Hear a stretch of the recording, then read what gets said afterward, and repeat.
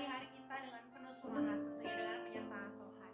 Kita mau mulai lagi chapter kita minggu ini, tapi sebelumnya aku mau bacain dulu satu ayat dari 2 Korintus 4 ayat 5. Sebab bukan diri kami yang kami beritakan, tapi Yesus Kristus sebagai Tuhan dan diri kami sebagai hamba-Mu karena kehendak Yesus. Dari ayat ini aku bisa dapetin bahwa hidup kita ini ya sarana untuk memuliakan nama Tuhan. Jadi lewat kehidupan kita ya nama Tuhan bisa dipermuliakan. Dan kita punya bakat, kita punya skill yang Tuhan kasih, dan tentunya itu juga untuk kita kembangkan, kita perbesar kapasitas kita, dan itu juga lagi-lagi untuk memuliakan nama Tuhan. Dan ya sama-sama kita siapin hati kita sebelum kita mulai chapel, kita mau berdoa. Kami ucap syukur Tuhan untuk hari ini. Terima kasih untuk segala berkat untuk kehidupan kami Tuhan. Terima kasih untuk sukacita yang Kau kasih sama kami Tuhan. Terima kasih untuk segala pimpinan-Mu, penyertaan dalam kehidupan kami. Kami bersyukur Tuhan kami punya Allah seperti ini Tuhan. Tuhan, hari ini Kamu mulai chapel kami, biarlah Kau yang pimpin Tuhan, dan biarlah setiap penyembahan, setiap pujian yang kami naikkan bisa berkenan di mata-Mu ya Tuhan. Terima kasih Tuhan, terima kasih. Kami siap memuji dan menyembah Nama-Mu.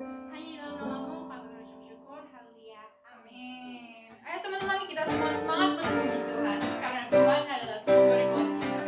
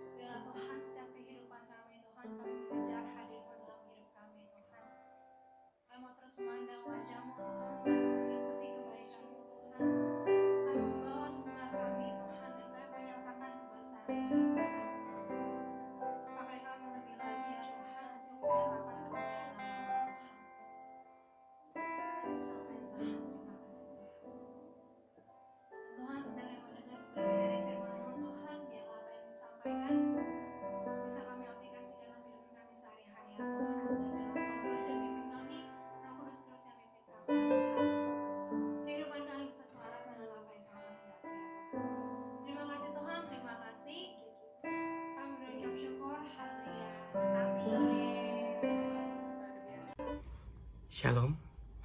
Ya, pada kesempatan siang hari ini kita akan kembali merenungkan firman Tuhan. Ya, firman Tuhan yang akan Mister bagikan hari ini masih berkisar tentang masalah ketaatan. Nah, tapi sebelumnya mari kita berdoa terlebih dahulu. Mari kita bersatu dalam doa. Tuhan Allah Bapa kami, terima kasih ya Bapa jikalau pada kesempatan hari ini kami boleh memiliki waktu dan kesempatan untuk boleh mendengarkan kebenaran firman-Mu ya Bapa. Biarlah Tuhan setiap kami boleh diteguhkan, setiap kami boleh dikuatkan atas kebenaran firman Tuhan yang akan kami dengarkan sebentar, sehingga kami boleh menjadi berkat Tuhan bagi orang-orang di sekeliling kami ya Bapa. Terima kasih ya Bapa, kami serahkan pemberitaan firman Tuhan sebentar ke dalam tangan-Mu. Terpujilah nama-Mu Tuhan, di dalam nama Tuhan Yesus kami telah berdoa dan mengucap syukur. Amin. Oke, ya, untuk firman Tuhan hari ini Mister beri tema adalah Life is a Choice. Jadi kita tahu bersama bahwa hidup kita itu seperti ada lagunya gitu kan, hidup adalah kesempatan. Tapi di sini yang Mister lebih pengen tekankan adalah bukan hanya hidup itu sebuah kesempatan, tapi hidup itu juga terdiri dari banyak pilihan. Banyak pilihan-pilihan yang harus kita pikirkan dan putuskan. Oke. Nah, Mister mau membuka terlebih dahulu dari ayat firman Tuhan dari Ulangan 11 ayat 26 sampai 28. Ulangan 11 ayat 26 sampai 28. Mister akan bacakan untuk setiap kita. Ulangan 11 ayat 26 sampai 28. Demikianlah firman Tuhan. Lihatlah, aku memperhadapkan kepadamu pada hari ini berkat dan kutuk. Berkat apabila kamu mendengarkan perintah Tuhan Allahmu yang kusampaikan kepadamu pada hari ini, dan kutuk jika kamu tidak mendengarkan perintah Tuhan Allahmu dan menyimpang dari jalan yang kuperintahkan kepadamu pada hari ini, dengan mengikuti Allah lain yang tidak kamu kenal. Oke. Nah, jadi ini bukan masalah Tuhan itu jahat, oleh karena itu ngasih kutuk. Bukan masalah itu. Jadi memang kehidupan setiap kita itu selalu ada namanya konsekuensi. Kita memilih A, pasti ada konsekuensi yang harus kita ambil. Kita memilih B, itu juga ada konsekuensi yang harus kita ambil. Kita nggak mungkin hidup tanpa konsekuensi. Nah, oleh karena itu, kita harus lihat salah satu contoh kehidupan yang kita mau pelajari hari ini, itu tentang akhir hidup Yosia, Raja Yosia. Nah, itu kitabnya terambil dari 2 Tawarik 35 ayat 20 sampai 25. Mister akan bacakan lagi untuk setiap kalian. 2 Tawarik 35 ayat 20 sampai 25. Di bawah judul perikop Yosia dibunuh oleh Neko. Kemudian daripada semua ini, setelah Yosia memperbaiki rumah Tuhan, majulah Neko Raja Mesir hendak berperang di Karkemis, di tepi sungai Efrat. Yosia keluar menghadapinya. Ia mengirim utusan kepada Yosia dengan pesan, "Apakah urusanmu dengan aku, Raja Yehuda? Saat ini aku tidak datang melawan engkau, tetapi melawan keluarga raja yang sedang kuperangi. Allah memerintahkan aku supaya segera bertindak. Hentikanlah niatmu menentang Allah yang menyertai aku, supaya engkau jangan dimusnahkannya." Tetapi Yosia tidak berpaling daripadanya, melainkan menyamar untuk berperang melawan dia. Ia tidak mengindahkan kata-kata Neko yang merupakan pesan Allah. Ia lalu berperang di lembah Megido. Maka pemanah-pemanah menembaki Raja Yosia, dan Raja berseru kepada orang-orangnya, "Bawa aku dari sini, karena aku luka parah." Orang-orangnya mengangkatnya dari keretanya, lalu mengangkutnya dengan kereta cadangannya, lalu membawanya ke Yerusalem. Kemudian matilah ia, lalu dikuburkan di perkuburan nenek-nenek moyangnya. Seluruh Yehuda dan Yerusalem berkabung karena Yosia. Yeremia membuat suatu syair ratapan mengenai Yosia, dan sampai sekarang ini semua penyanyi laki-laki dan penyanyi perempuan menyanyikan syair-syair ratapan mengenai Yosia, dan mereka jadikan itu suatu kebiasaan di Israel. Semuanya itu tertulis dalam syair-syair ratapan. Nah, demikianlah firman Tuhan. Jadi kisah ini cukup unik. Karena kenapa Mister bilang unik? Karena Yosia itu bukan raja yang tidak mengenal Tuhan. Yosia itu luar biasa. Kisah hidup Yosia kalau kalian baca di pasal sebelumnya, dalam 2 Tawarik yang 34 gitu. Terus lalu ya khususnya 2 Tawarik pasal yang 34 dan 35 bagian awal-awal, Yosia itu sebenarnya berkenan di hati Tuhan. Tapi ada satu keputusan yang Yosia salah untuk memutuskan. Ada satu keputusan yang Yosia tidak meminta petunjuk Tuhan terlebih dahulu, yaitu keputusan untuk berperang dengan Raja Neko, Raja Mesir. Nah, di sini kita ngelihat bahwa itu jadi kehancuran bukan hanya untuk Yosia sebagai raja, tapi juga kehancuran untuk bangsa Israel. Jadi sebenarnya ketika kita salah mengambil keputusan, sebenarnya kerugian itu bukan hanya untuk diri kita. Kerugian itu untuk orang yang ada di sekeliling kita. Walaupun kita itu bukan pemimpin, tapi sebuah keputusan itu bisa membuat banyak orang mengalami kerugian. Apalagi kalau kita adalah pemimpin. Nah, baik itu mungkin kalian sebagai pemimpin OSIS, ketua OSIS, ataupun juga sebagai subdivisi, ketua divisi daripada OSIS gitu kan, ataupun juga ketua kelas dan lain-lain. Ketika kalian mau memutuskan sesuatu, nah ini yang harus kita lihat. Jadi ada beberapa hal yang Mister garis bawahi di sini mengenai kisah akhir dari hidup Yosia. Yang pertama, awalnya Yosia itu termasuk raja, termasuk pribadi yang hidupnya mencari Tuhan. Kita bisa lihat itu dari Yosua pasal yang ke-34. 2 Tawarik pasal yang ke-34 ayat yang ke-3. Pada tahun ke-8 dari pemerintahannya, ketika ia masih muda belia, ia mulai mencari Allah Daud bapa leluhurnya. Jadi Yosua itu kehidupannya itu kehidupan yang rohani. Kehidupannya itu luar biasa. Nah, jadi kita melihat bahwa awal dari kehidupan itu tidak selalu menentukan akhir dari kehidupan. Makanya kenapa firman Tuhan selalu bilang berjaga-jagalah.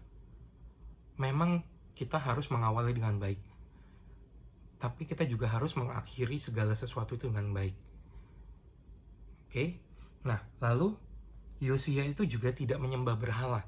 Kalau kita melihat kembali lagi di 2 Tawarik yang ke-34 ini dibilang memang Yosua itu menjauhkan berhala dari kehidupan dia dan kehidupan bangsanya. Nah, lalu Yosua bukan hanya hidup mencari Allah dan juga tidak menyembah berhala, tapi Yosua itu cinta sekali sama rumah Tuhan.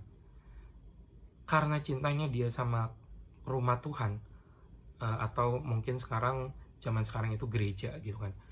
Karena begitu cintanya Yosia dengan gereja, Yosia sampai memiliki keinginan sebagai raja untuk memperbaiki rumah Tuhan. Itu sesuatu yang luar biasa. Oke. Dan Yosia tidak menyimpang dari jalan Tuhan. Yosia selalu mengikuti Tuhan kemanapun Tuhan pergi.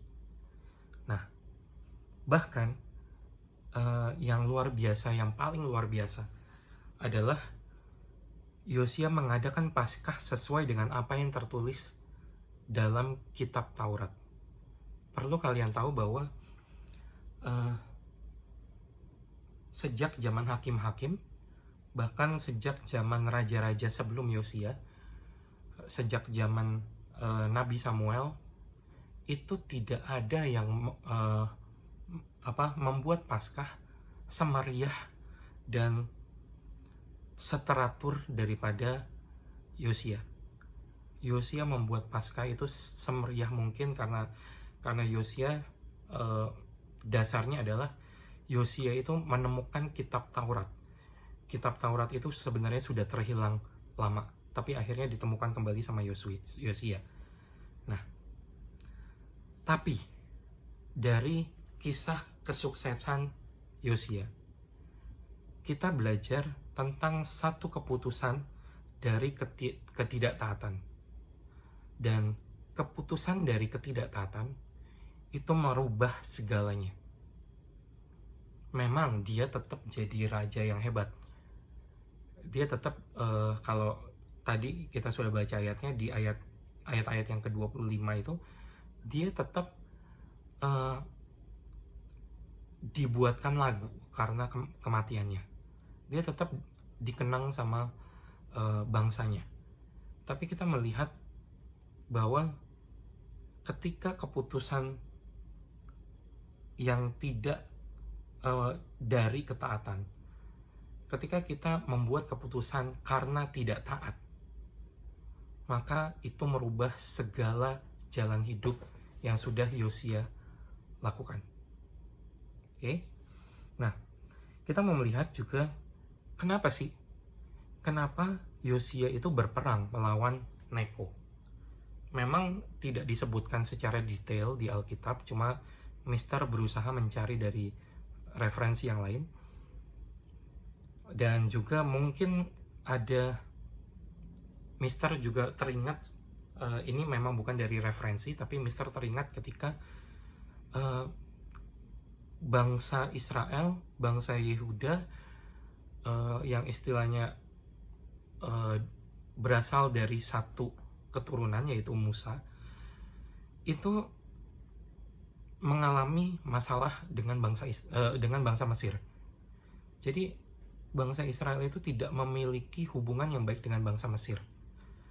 Makanya mungkin, ini Mister bilang mungkin, karena memang tidak ada ceritanya di Alkitab secara detail kenapa Yosia itu berpikir untuk berperang melawan Raja Neko yang adalah Raja Mesir. Tapi kemungkinan yang pertama adalah karena masa lalu yang tidak baik antara baik itu bangsa Israel, orang Yehuda, ataupun juga terhadap bangsa Mesir. Nah, karena masa lalu yang tidak baik, akhirnya Yosia berpikir setiap kali bangsa Mesir ada di pikirannya dia, mungkin itu adalah bangsa yang jahat. Nah, itu yang pertama. Jadi hati-hati dengan masa lalumu. Mister teringat sama sharing firman Tuhan dari Ko Alung di bulan November yang lalu. Di bulan November yang lalu, Ko Alung itu menceritakan tentang pengalaman masa lalu yang akhirnya membentuk keadaan masa kini. Nah, waktu itu yang diceritakan adalah kisah hidup Akan, kalau kalian masih ingat. Nah, pengalaman masa lalu itu sangat bisa membentuk kehidupan setiap kita, dan sangat bisa membentuk setiap keputusan-keputusan yang akan kita buat. Ketika kita memiliki pengalaman masa lalu yang tidak baik, kita harus hati-hati. Oke? Nanti Mister jelaskan lebih lanjut. Lalu kita masuk yang kedua. Yang kedua, diceritakan di sini bahwa 2 Tawarik 35 ayat yang ke-20 ini dibilang, Mister bacakan, Yosua keluar menghadapinya. Nah, itu setelah di ayat yang ke-20 bagian awal itu dibilang setelah Yosia memperbaiki rumah Tuhan, majulah Neko hendak berperang di Karkemis di tepi sungai Efrat. Padahal Neko itu bukan mau memerangi bangsa Yosia, bangsa Yehuda. Tapi Neko ini, kalau kalian baca di sejarah Alkitab, Neko ini sebenarnya sedang ingin memerangi bangsa Babel. Nah, lalu akhirnya karena Yosia langsung dari ceritanya ini, Yosia benar-benar setelah selesai mempersiapkan atau menyelesaikan pembangunan rumah Tuhan, udah selesai diperbaikin semua. Yosia memang tidak ditulis di Alkitab bahwa Yosia itu istirahat atau tidak. Cuma memang tertulisnya Yosia langsung untuk mengetahui bahwa Raja Neko itu ingin berperang. Nah, ketika ia tahu bahwa Raja Neko ingin berperang, dia langsung keluar menghadapinya. Berarti dalam pengertian dia nggak ada waktu untuk nanya Tuhan dulu. Nah, ini Mister juga menceritakan pengalaman Mister ketika Mister mempersiapkan semua materi, baik itu materi pelajaran ataupun juga materi khotbah. Itu sebenarnya tidak gampang. Walaupun istilahnya Mister juga sudah sekolah teologi gitu kan. Jadi apa yang kalian juga tahu sendiri deh, karena kalian yang juga lihat semua materi yang Mister siapkan. Apa yang Mister siapkan kadang-kadang itu tidak ada di buku. Apa yang Mister siapkan itu Mister tanya Tuhan, saya mau siapin apa ya buat anak-anak, supaya anak-anak itu bisa lebih mengerti tentang Tuhan. Mister tetap pakai materi judul yang sudah disiapkan sama pemerintah ataupun juga sama sekolah. Tapi untuk sampai akhirnya Mister benar-benar terpaku sama materi, Mister tanya sama Tuhan, ada yang perlu dirubah atau tidak. Begitu juga sama khotbah. Sebenarnya sebelum Mister mempersiapkan akhirnya dengan kisah Yosia, Mister itu dapatnya itu tentang Akan. Mister ketika berdoa, Mister ketika mempersiapkan diri itu dapatnya tentang Akan. Nah, cuma memang ada sedikit kesamaan antara hidup Akan dengan hidup Yosia. Cuma kita ngelihat kalau Akan itu hidupnya jahat terus. Nah, Mister di sini Mister akhirnya mendapatkan Tuhan itu bicara, kita lihat dari orang yang hidupnya baik tapi salah mengambil keputusan. Kalau orang yang hidupnya jahat tapi salah mengambil keputusan, itu ya mungkin udah biasa lah. Karena sebelum dia diperbaharui oleh Tuhan, dia memang akan selalu mengambil keputusan. Nah, tapi orang benar, orang yang bertindak hati-hati, seharusnya itu mengambil keputusan itu dengan bijaksana. Tapi kita melihat di sini bahwa Yosia itu salah mengambil keputusan. Oke? Yosia itu mengandalkan kekuatannya sendiri. Ketika akhirnya Yosia berpikir bahwa, karena dari referensi yang Mister baca, salah satu alasan kenapa Yosia berperang melawan Neko itu karena kondisinya bangsa Mesir itu memiliki istilahnya berpikir bahwa dengan dia memerangi Babel, ketika dia memerangi Babel akhirnya dia bisa menguasai tempat itu gitu kan. Cuma Yosia itu berpikir kalau saya nggak berperang melawan Neko, melawan Raja Neko, nanti akhirnya saya yang diserang. Nah, ini pikirannya udah negatif. Jadi kesimpulannya, bagaimana sih cara kita untuk tahu apakah keputusan yang kita buat itu bentuk ketaatan atau bukan bentuk dari ketaatan. Gimana kita tahu bahwa keputusan yang kita akan ambil itu adalah berasal dari Tuhan atau bukan? Oke, yang pertama, Mister selalu suka dengan ayat ini, Mazmur 1.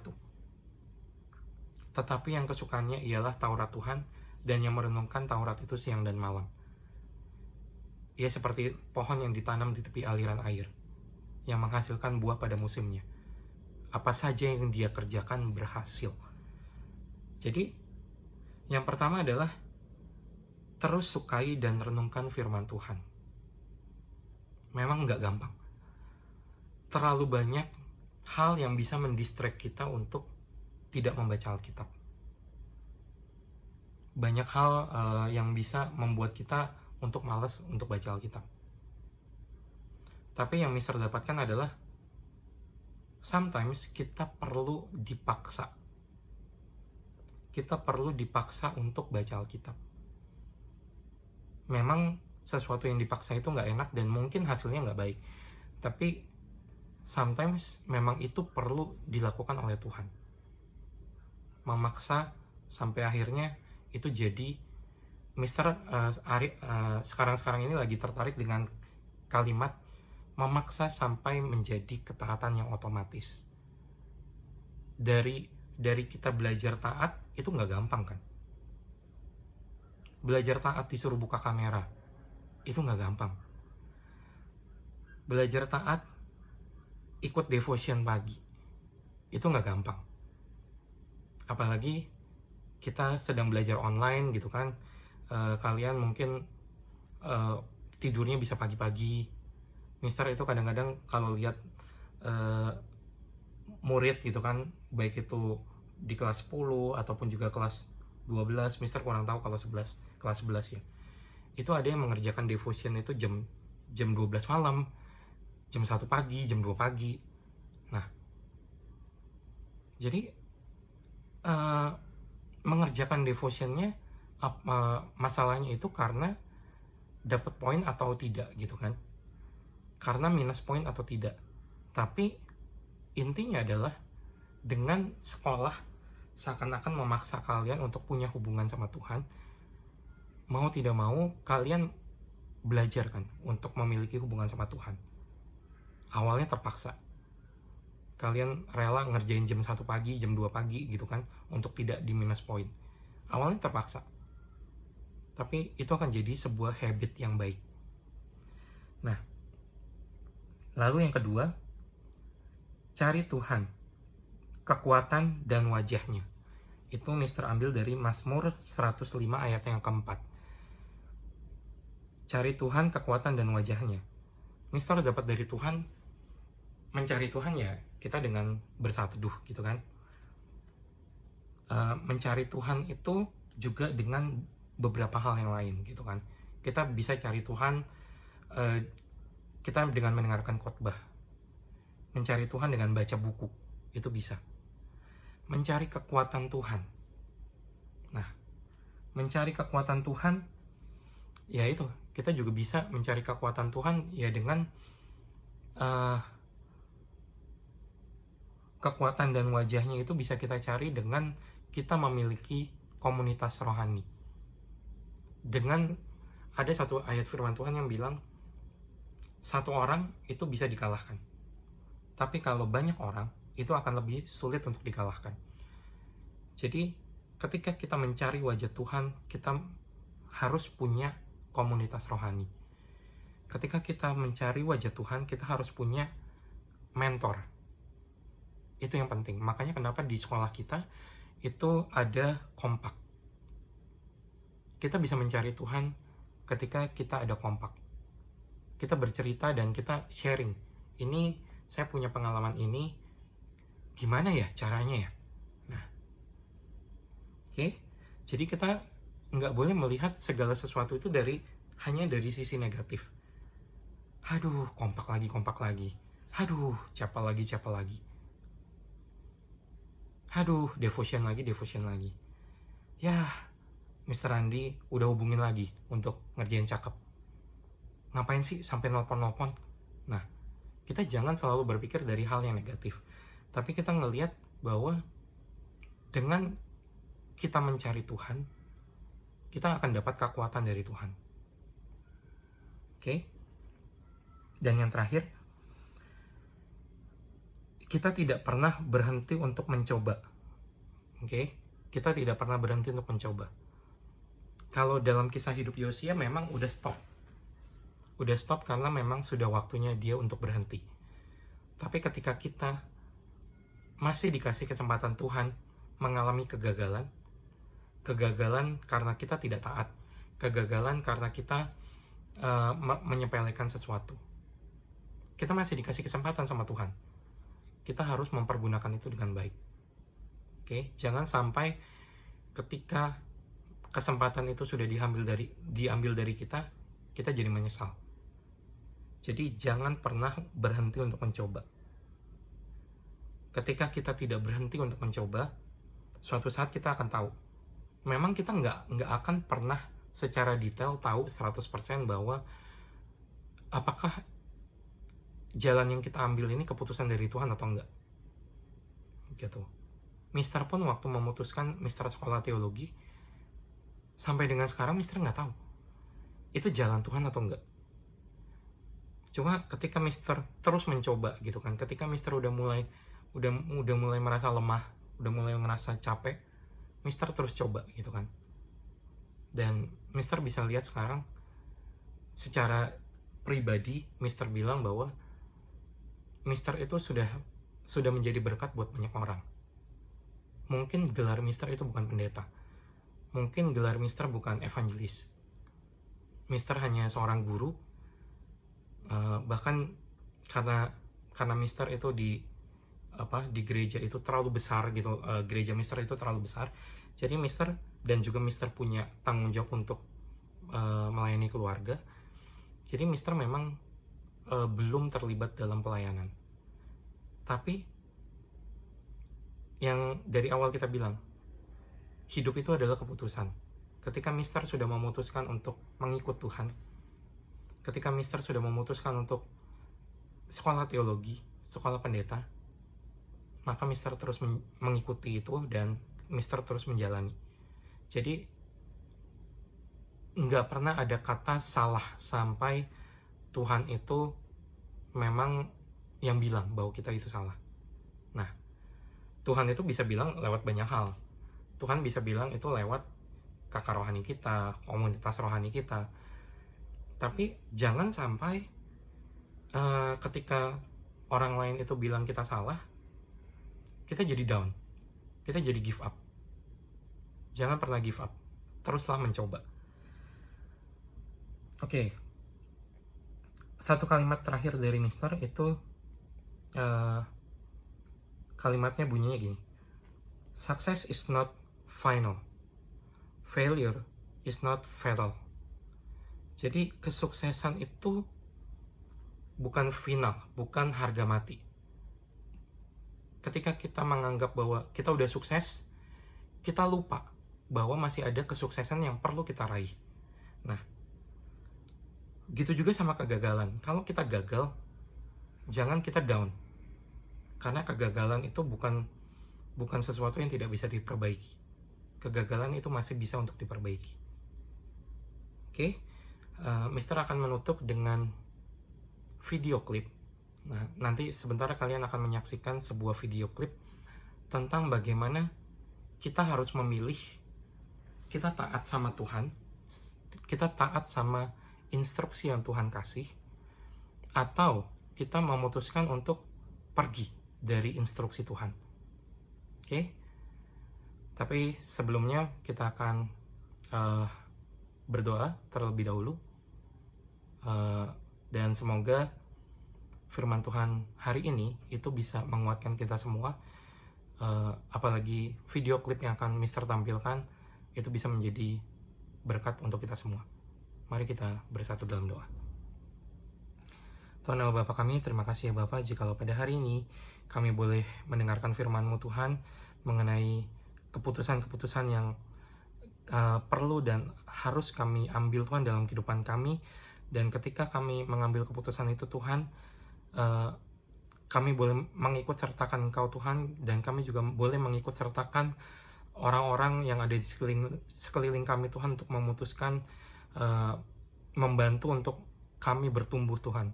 Terima kasih ya Bapak, terima kasih Tuhan. Biarlah Tuhan pada hari ini kami boleh terus ya Bapak belajar hidup dalam ketaatan ya Bapak. Terpujilah nama Tuhan, di dalam nama Tuhan Yesus kami telah berdoa dan mengucap syukur. Amin.